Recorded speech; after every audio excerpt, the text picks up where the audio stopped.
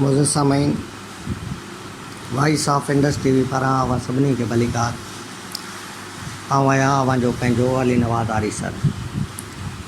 दोस्तों, अॼु असां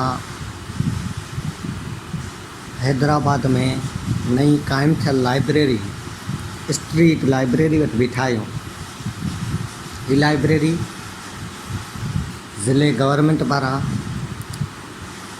थधी सड़क वारे रोड ते शहबाज बिल्डिंग जे भरिसां वारी पुल जे हेठियां क़ाइमु कई वई आहे, जेको इंतिहाई सारा जोॻो क़दम आहे। असां कमिश्नर, डिप्टी कमिश्नर ऐं DIG समेत सभिनी खे मुबारकबाद पेश था करियूं, जिन हीउ हिकिड़ो बहितरीनु क़दम खयूं आहे। जेतोणीकि इब्तिदाई क़दम आहे, अञा बि हिन क़िस्म जहिड़ा क़दम खणणा पवंदा। सॼी सिंध में मुख़्तलिफ़ जायुनि ते, मुख़्तलिफ़ स्पाटनि ते हिन क़िस्म जो लाइब्रेरियूं क़ाइमु थियणु घुरिजनि। हिन क़िस्म जा इंटरनेट कैफ़े लॻणु खपनि, जिते जिते बि जाइ ख़ाली नज़र अचे थी, उते समाजी तरक़ीअ जे लाइ, नए नस्ल जी शौरी ओसर जे लाइ हिन क़िस्म जा कम थियणु घुरिजनि, त जीअं असांजो नौजवान तबिको उन मां फ़ाइदो हासिलु करे सघे, वध खां वधि उत्साह हासिलु करे सघे, उन मां लाभ पिराए। यकीनन उहे क़ौमूं ई तरक़ी करे सघंदियूं आहिनि जेके क़ौमूं इदारनि जा बुनियाद विझंदियूं आहिनि, जेके इदारा जोड़ींदियूं आहिनि।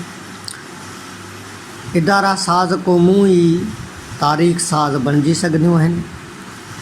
असांजी ज़िले गवर्नमेंट पारां हीउ क़दम यकीनन तारीख़ साज़ क़दम आहे, पर हिते अचण खां पोइ, हिते ॾिसण खां पोइ जंहिं शइ जी मूंखे खोट महसूसु थिए पई, ऐं चाहियां थो त उहे ॻाल्हियूं बि अवां सां वंड कजनि, त जीअं इहे ॻाल्हियूं ज़िले इंतिज़ामिया ताईं पहुचनि, ज़िले जे नुमाइंदनि ताईं पहुचनि, ऐं उहे उन में के बहितर मुसबित तब्दीलियूं आणे सघनि। सभ खां पहिरीं इहा ॻाल्हि आहे त हीअ जेका लाइब्रेरी क़ाइमु थी आहे, स्ट्रीट लाइब्रेरी, हिते असां जॾहिं बि विया आहियूं त हिते असांखे स्टाफ जो को माण्हू नज़र कोन आयो आहे।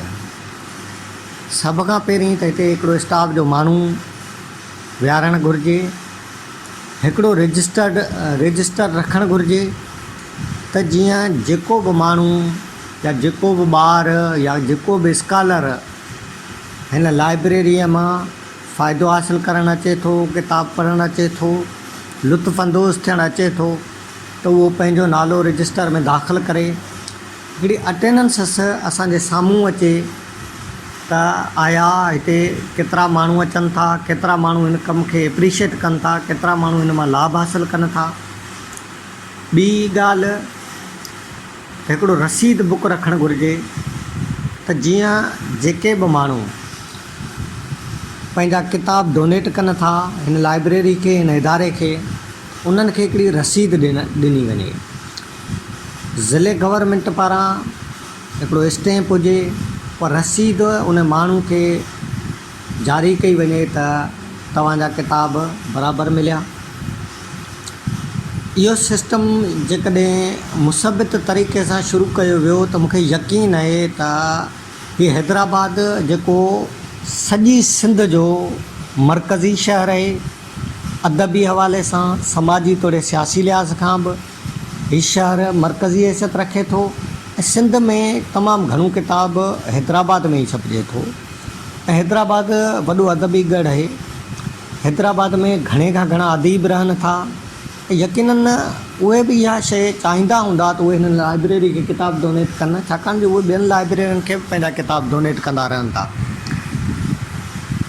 त उहे जॾहिं किताब हिते खणी अचनि था त हिते जेको रखियलु बॉक्स आहे उन में विझी जेको रवाना थियण वारी ॻाल्हि जेका आहे, हिकिड़ी इंतिहाई जेका नागवार गुज़रे थी। यकीन जेकॾहिं 2 माण्हू किताब छॾे वेंदा त 3 माण्हू जेके हूंदा उहे उन बॉक्स में किताब कोन रखंदा, उहो वापसि खणी रवाना थींदा। इन करे पहिरीं तरजीह इहा हुजणु घुरिजे त किताब जेको माण्हू किताब ॾियणु अचे थो उहो माण्हू घटि मां घटि उनखे रसीद ॾिनी वञे, उनखे उहा इज़त मिलणु खपे, एज़ ए राइटर उनखे इज़त मिलणु खपे। टी ॻाल्हि त हिते हिकिड़ो रेगुलर बुनियाद ते पाणी जो कूलर उन में बर्फ़ विझी उहो रखणु घुरिजे, त जीअं जेके माण्हू हिते स्टडी करणु अचनि था उन्हनि खे घटि में घटि पाणी जी तकलीफ़ न हुजणु घुरिजे। हाणे जेको ॿार या जेको स्कॉलर हिते स्टडी करणु अचे थो उनखे 2 कलाक बि लॻी सघनि था, 4 कलाक बि लॻी सघनि था, त हू 2 कलाक या 4 कलाक उन ते कोन रही सघंदो। वरी जेकॾहिं हुनखे निकिरणो पए पाणी पीअण जे लाइ त हू वरी जेको सो मोटणु हुन जे लाइ इलाही ॾुखियो हूंदो। इन करे इहे नंढियूं नंढियूं जेके बुनियादी शयूं आहिनि, बुनियादी ज़रूरतूं आहिनि, उन्हनि खे हल करण जी सख़्तु ज़रूरत आहे। जॾहिं इन क़िस्म जा उपाउ वरिता वेंदा त हीअ लाइब्रेरी सिंध जे ॿियनि लाइब्रेरियुनि वांगुरु हिकिड़ो वॾो इल्मी अदबी मर्कज़ पिणु बणिजंदे। हाणे जेके अलमारियूं हिते रखियूं वयूं आहिनि, 4-5 अलमारियूं आहिनि, त उन्हनि अलमारियुनि खे जॾहिं ॾिसूं था त उहे अलमारियूं सभई हाणे किताबनि में फुल थी वियूं आहिनि, त उन्हनि अलमारियुनि जो तइदादु वधाइणु घुरिजे, हुन स्पेस खे थोरो अञा वधाइजे त जीअं माण्हुनि खे वधि खां वधि फ़ाइदो हासिलु थिए। चौथी अहम ॻाल्हि जेका आऊं करणु चाहियां थो ऐं जेको मैसेज आऊं ॾियणु चाहियां थो उहो आहे असांजे नौजवान नसुल लाइ, असांजी नई टही जे लाइ। असांजो नौजवान हिते मूंखे तमामु घटि नज़र आयो आहे। ऐं बार बार हिते आयो आहियां, मूं केतिरा भेरा अॻु में बि जेको कोशिशि कई आहे त हिन ते हिकिड़ी डॉक्यूमेंट्री ठाहियां, पर बदकिस्मती इहा हुई त सदाईं हिते मूंखे स्टाफ जो माण्हू नज़र कोन ईंदो हो, इन करे आउं मोटी वेंदो हुअसि। पर अॼु जॾहिं मूं सोचियो त हाणे जॾहिं सदाईं स्टाफ जो माण्हू आहे ई कोन को, हिते मौजूदु ई कोन्हे, त छो न बग़ैर उनजे हिते हिन ते डॉक्यूमेंट्री ठाहिजे। त हिते स्टूडेंट घटि थो अचे, हिते स्कॉलर घटि थो अचे। असांजे नौजवाननि खे पंहिंजो लाड़ो हिन तरफ़ करणु घुरिजे, पंहिंजे शौरी कोशिशि सां न रुॻो पाण अचनि, पंहिंजे दोस्तनि खे वठी अचनि, ॿियनि खे दावत ॾियनि त बाबा अचो हिन लाइब्रेरी मां लाभ हासिलु करियो। हिकिड़ो सुठो अदबी मर्कज़ क़ाइमु थियो आहे, हिन मां असां सभिनी खे फ़ाइदो हासिलु करणु घुरिजे। इहो कमु जॾहिं असां करे वेंदासीं, असांजो नौजवान तबिको हिते घणे खां घणो अचणु शुरू थींदो, त हिकिड़ो उत्साह जो माहौल जुड़ंदो। ऐं जॾहिं उत्साह जो माहौल जुड़ंदो त यकीनन ॿियूं जेके ज़िले गवर्नमेंटूं आहिनि उहे बि इन पासे ध्यानु ॾींदियूं, ऐं उहे पंहिंजे पंहिंजे शहरनि में इन क़िस्म जा इदारा खोलींदियूं, इन क़िस्म जा हिकिड़ा मर्कज़ क़ाइमु कंदियूं जेके अदबी मर्कज़ हूंदा, निज अदबी मर्कज़ हूंदा। हिते तव्हांखे रुॻो स्टडी करणी कोन्हे को, हिते तव्हांखे ग्रुप डिस्कशन तव्हांजी थी सघे थी, हिते तव्हां नंढड़ा नंढड़ा तक़रीरी मुक़ाबिला बि करे सघो था, डिबेट्स तव्हांजूं थियणु खपनि। हिन खे तव्हां हिकिड़ो मुकमल तौर ते मर्कज़ बणायो, पंहिंजो इल्मी मर्कज़ बणायो, पंहिंजो समाजी मर्कज़ बणायो, पंहिंजो अदबी मर्कज़ बणायो, त जीअं असां सॼी दुनिया ताईं हिकिड़ो मैसेज पहुचाए सघूं त असांजी सिंध शौरी तौर ते केतिरी अॻिते आहे, असांजो नौजवान शौरी तौर ते केतिरो अॻिते निकिरी चुको आहे। इहे बुनियादी ॻाल्हियूं आहिनि जंहिं ते ज़िले गवर्नमेंट खे ध्यानु ॾियण जी ज़रूरत आहे। असांजे नई टही खे, नौजवान नसल खे, नौजवान लेखकनि खे, ऐं गॾोगॾु असांजी हैदराबाद या इंटीरियर सिंध में जिते जिते बि जेको असांजा अदबी माण्हू रहनि था, अदीब लेखक शाइर जेके बि रहनि था, उन्हनि खे हिन पासे ध्यानु ॾियणु घुरिजे। उहे पंहिंजा पंहिंजा किताब इन लाइब्रेरी खे डोनेट कनि, उहे पाण अचनि, हिते विहनि, उहे ज़िले इंतिज़ामिया खे हिकिड़ो हिकिड़ो ख़तु लिखनि, हिकिड़ो DCO खे ख़तु लिखिजे, हिकिड़ो कमिश्नर खे ख़तु लिखिजे, उन्हनि खे हिन कम जी तारीफ़ जी जेका सा उन्हनि जी साराह जी ॻाल्हि कजे, उन्हनि खे मुबारकबाद ॾिजे। छाकाणि जो हीउ जंहिं बि कमु कयो आहे, जिन बि क़दम खयो आहे, जेको बि हिन कम लाइ सिंसियर थियो आहे, उहो साराह लहणे थो, उहो तव्हांजे मुबारकनि जो मुस्तहक़ आहे। तव्हां उन्हनि खे मुबारकूं ॾियो। ऐं गॾोगॾु सिंध जे सभिनी शहरनि जा माण्हू जेके बि इल्मी अदबी माण्हू आहिनि, उहे पंहिंजे पंहिंजे ज़िले जे DCO खे ख़त लिखनि, उन्हनि खे इन लाइब्रेरी जो मिसाल ॾेई उन्हनि खां मुतालबो कनि था असांजे शहरनि में हिन क़िस्म जूं लाइब्रेरियूं जोड़ियूं वञनि, हिन क़िस्म जा अदबी मर्कज़ क़ाइमु कया वञनि, त यकीनन असांजी सिंध शौरी तौर ते घणे खां घणी तरक़ी करे सघे थी। दोस्तो, मूंखे उमेदु आहे त तव्हांखे असांजी डॉक्यूमेंट्री यकीनन पसंदि आई हूंदी ऐं असांजो हीउ मैसेज तव्हांखे सुठो लॻे त असांजे हिन मैसेज खे तव्हां वधि खां वधि फॉरवर्ड करियो। तव्हां हिन वीडियो खे एतिरी शेयर कयो जो सॼी सिंध सां गॾोगॾु दुनिया ताईं तव्हांजो हिकिड़ो मैसेज वञे, तव्हांजी हिन लाइब्रेरी जो मैसेज वञे त असां हिन क़िस्म जूं स्ट्रीट लाइब्रेरियूं बि क़ाइमु करे सघूं था, असां हिन क़िस्म जी जिदोजहद करे सघूं था, असां तइलीमी तरक़ी जे लाइ असां जाखोड़े सघूं था, असां अदबी तरक़ी जे लाइ जाखोड़े सघूं था। त मुंहिंजा दोस्तो, असांजी वीडियो वधि खां वधि शेयर करियो ऐं असांजे हिन YouTube channel voice of Indus TV के लाइक शेयर ऐं सब्सक्राइब करण सां गॾु बेल आइकन खे ज़रूरु क्लिक कजो।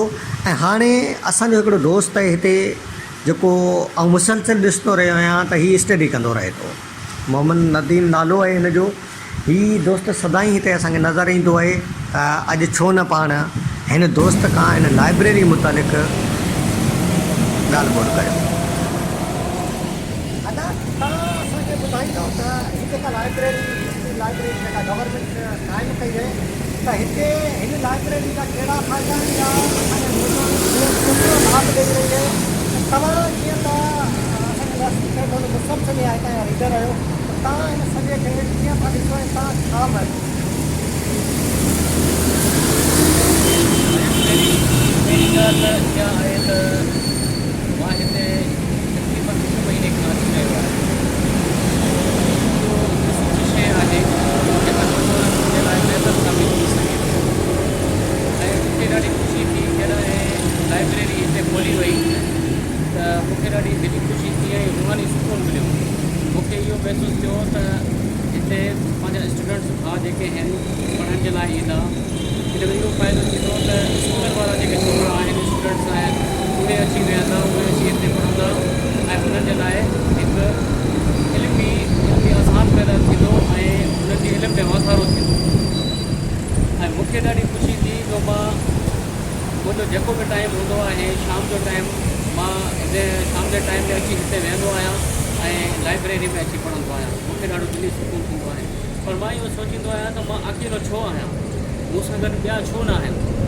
ॿिया बि अहिड़ा दोस्त हुजणु खपनि जेके हिते वेही पढ़नि ऐं इल्मु हासिलु कनि, पंहिंजे इल्म में वाधारो कनि ऐं पंहिंजी सलाहियतुनि खे उजागर कनि ऐं पंहिंजी सोच खे बहितर बनाइनि।